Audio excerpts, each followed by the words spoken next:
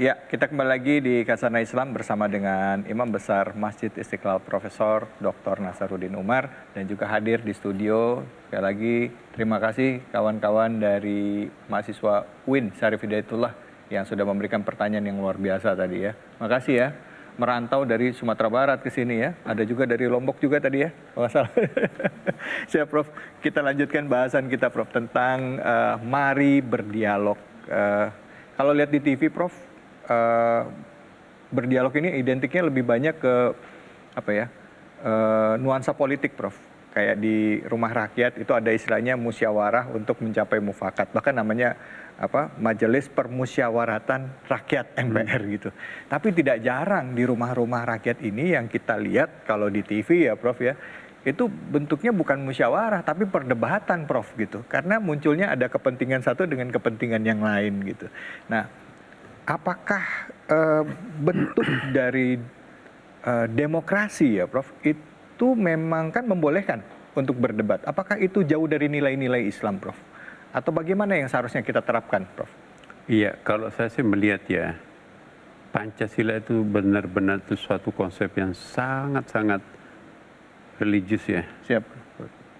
Bahkan boleh saya katakan itu sangat Islami. Ya. Konsep demokrasi yang diperkenalkan di konstitusi kita itu kan bukan demokrasi liberal ya kan. Iya. Bukan demokrasi kebablasan, tapi demokrasi yang terukur ya. Iya.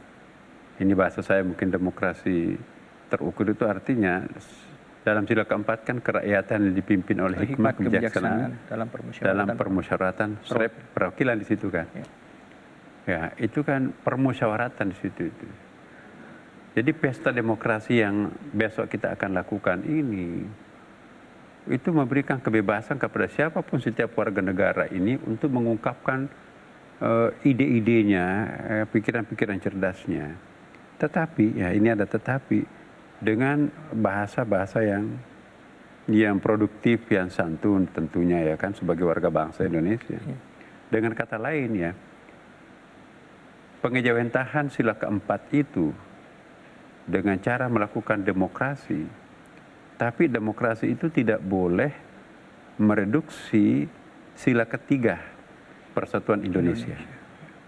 Jangan sampai nanti kita asyik menekankan aspek demokrasi, kebebasan berpendapat, tapi mengacak-acak sila ketiga Persatuan Indonesia. Demokrasi tidak boleh mereduksi Persatuan Indonesia. Ya kan? Jadi kata Persatuan Indonesia itu bagian yang tak terpisahkan daripada sila keempat. Silakan berdemokrasi ria, tetapi Persatuan Indonesia tetap utuh. Ya.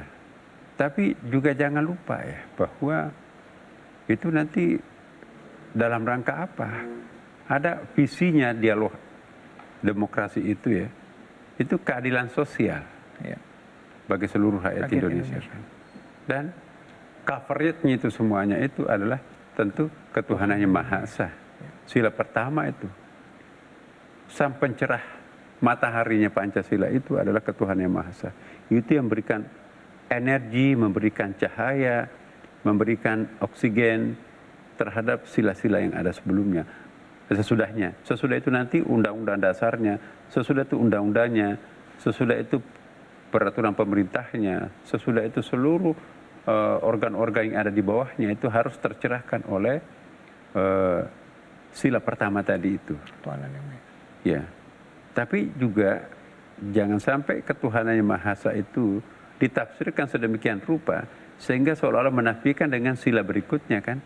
Sila 2, 3, 4, dan 5. Jadi Pancasila itu satu keutuhan.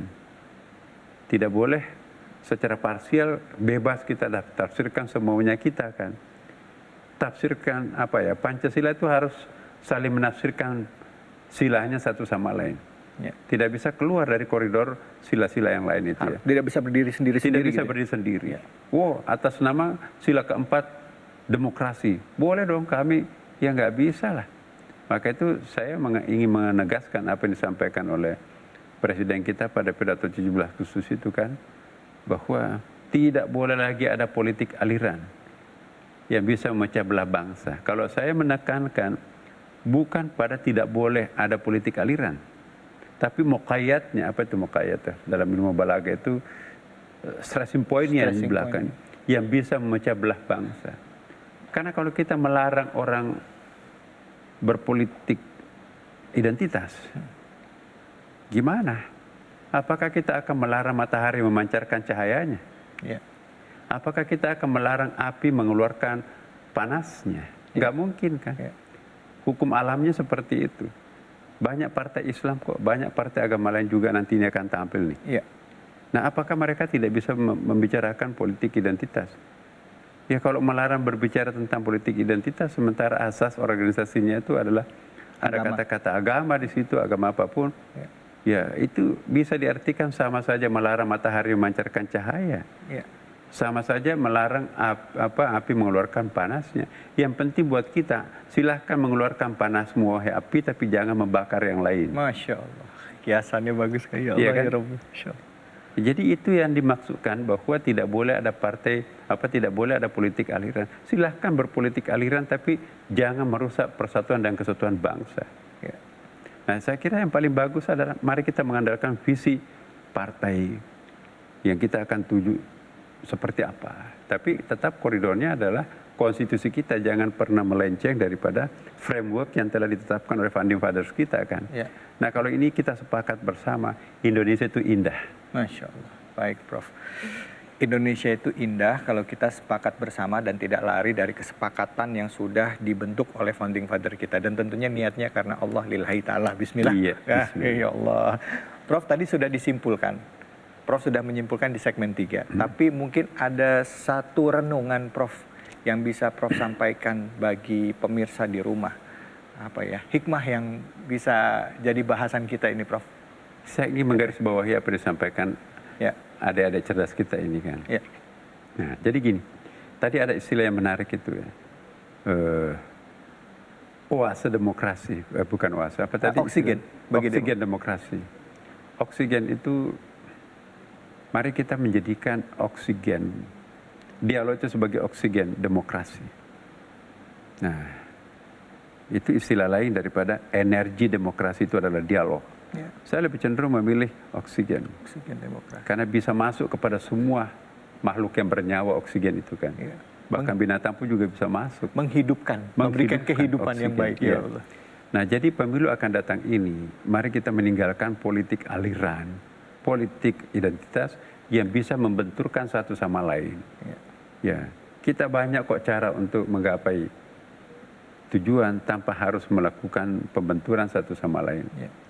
Gentleman lah, tekan diri kita, oh ini kalau saya keluarkan ayat ini, tentu juga mereka punya cadangan ayat yang lain juga kan. Akibatnya umat kita bingung. Kematangan, kecerdasan, kearifan berpolitik itu sangat diminta untuk pemilu akan datang. Ya. Siapa yang tidak mampu menimbulkan kecerdasan politisnya, kematangan politisnya dalam era 2024 akan datang, itu akan ditinggalkan oleh para, bukan hanya konstituennya, mungkin juga orang lain juga pasti akan meninggalkan. Tapi siapa yang mampu menampilkan elegansinya, kematangannya, kecerdasannya dalam mengungkapkan konsep, tanpa harus menembak kanan kiri, itu nggak zamannya lagi kan. Ya. Membantai orang baru menang sendiri, itu bukan zaman akan datang. Zaman kita akan datang, generasi seperti ini akan jadi tampil sebagai pahlawan demokrasi. Itu sudah terbiasa dengan dialog. Tadi istilahnya bagus kan? Ya. Ya, oksigen demokrasi. Bukan lagi energi demokrasi, bukan lagi nafsu demokrasi. Ya, saya kira itu yang sangat penting. Baik. Mari para pemirsa yang melalui forum Hasanah Islam ini, kita menyadarkan diri sendiri dan menyadarkan kawan-kawan dan lingkungan kita masing-masing. Mari kita bersama-sama memikul Indonesia ini dengan penuh tanggung jawab kita bersama, sehingga Indonesia itu bisa menjadi benar-benar sebuah negara yang sangat diperhitungkan ya. Kita bersyukur sekarang ini menjadi presiden G20. Kita bersyukur negara yang paling tidak terdampak dengan krisis sekarang ini adalah Indonesia. Itu pun juga harus diakui ya, dengan segala kekurangan kita ya. Dan yang paling penting juga adalah kita berterima kasih kepada para perintis bangsa ini yang merintis konsep bernegara yang begitu indahnya sampai kita semuanya anak cucunya ini bisa hidup teratur dan damai. Terima kasih kepada para pendahulu bangsa. Semoga kalian semuanya insya Allah mendapatkan pahala yang sangat besar di sisi Allah bagi yang beragama Islam dan kepada Tuhan yang Maha Kuasa lah. Dan yang paling penting juga semoga pahalanya berlipat ganda di sisinya. Jangan melupakan pendahulu bangsanya. Bangsa yang besar ialah bangsa yang menghargai para pendahulu bangsanya. Terima kasih. Baik, alhamdulillah. Terima kasih banyak Prof. Hikmah yang sudah diberikan di penghujung program kita ini. Semoga apa yang disampaikan pada kesempatan kali ini bisa menyatukan bangsa kita sehingga Indonesia menjadi bangsa yang kuat dan kokoh, dan ke depan adik-adik yang akan jadi pemimpinnya. Amin insya Allah. Pemirsa, saya David Halik undur diri. Terima kasih atas kebersamaan Anda. Terima kasih banyak Prof atas ilmunya hari ini. Terima kasih kawan-kawan dari UIN Syarif Hidayatullah, khususnya dari Forma BKIP. Betul ya? Nanti mampir lagi ke sini ya, insya Allah ya. Terima kasih atas kehadirannya. Wabillahi taufiq wal hidayah. Assalamualaikum warahmatullahi wabarakatuh.